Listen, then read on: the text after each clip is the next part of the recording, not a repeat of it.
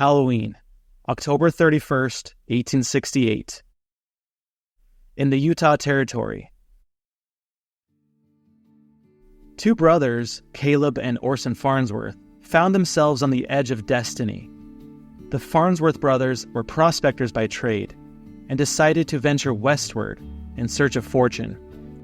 They stumbled upon a vein of silver, richer than their wildest dreams, gleaming right at the surface of a desolate mountain.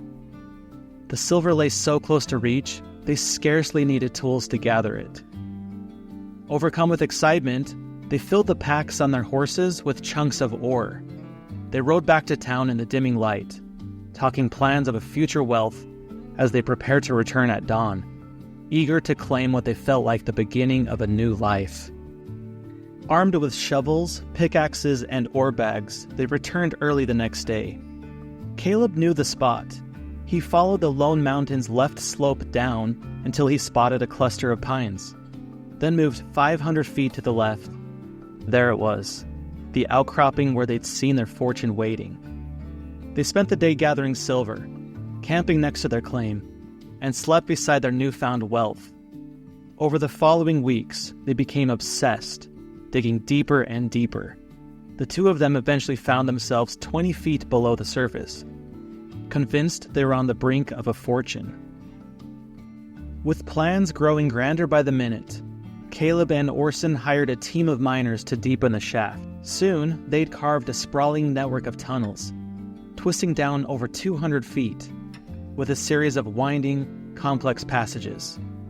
8 separate entrances led into the silver mine.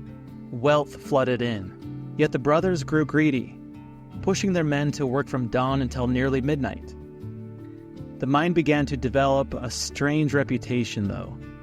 The sparkling veins of silver-encrusted walls were said by some to rival the treasures of Egypt, yet whispers of unease settled over the mountain. The Mining Journal, a historic newspaper from the Utah Territory focused on mining, took note, describing the find as, quote, one of the most unfathomably fruitful silver mines in all the West, but adding ominously, a mine so favored by fortune, yet so dogged by calamity and untimely deaths, that any fool with a lick of sense would keep their distance.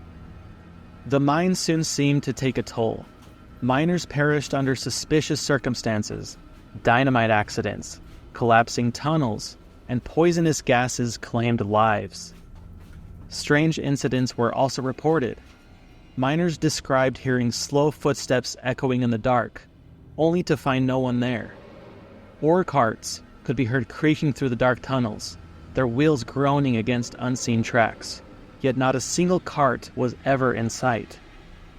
Sometimes, rocks would pelt the workers, seemingly thrown by unseen hands, while eerie voices drifted through the caverns. Caleb and Orson brushed it all aside, consumed by their riches, blind to the warnings that seemed to echo through their own mind. On Halloween night, 1878, exactly 10 years after the vein was first struck, a massive explosion ripped through the mountain, so violent that the ground shook all the way to town, rattling windows and waking residents 10 miles away. As dawn broke, thick smoke still billowed from the mountain, marking the site of the mine like a dark omen. Searchers went to the brothers' home, trying to alert them, but Caleb and Orson were nowhere to be found. Riders sent to investigate returned with haunting news. Every single mine entrance was blown shut, and smoke poured from a single mine shaft, the spot where the brothers first uncovered their silver. Days passed and the smoke finally ceased, but the search efforts only met with despair. The tunnels had collapsed, sealing miles of passageways and swallowing every miner in the depths. The Farnsworth brothers, who had obsessively overseen every detail of the mine operation, were simply gone. Some wondered if they were trapped within the mountain, waiting for rescue. The mine's legacy turned from riches to ghostly whispers, and a legend took root, that the mine itself had demanded a price for all its treasures. Whispers of a cursed mine quickly spread. No one dared venture near. Even veteran miners avoided the site, unsettled by its dark reputation. Eventually, as the town grew, the legend faded from memory. However, local youth seeking a thrill would sometimes visit the old shaft, where Caleb and Orson began their greedy work. They would toss stones down, daring each other to listen for an eerie sign. They said if you didn't hear the stone strike the bottom, it was because the stone had been caught by a restless spirit of the dead miner below. Even to this day, the haunted mine shaft still exists, is still open. Though covered with rebar, it's still a reminder of what happened that Halloween day.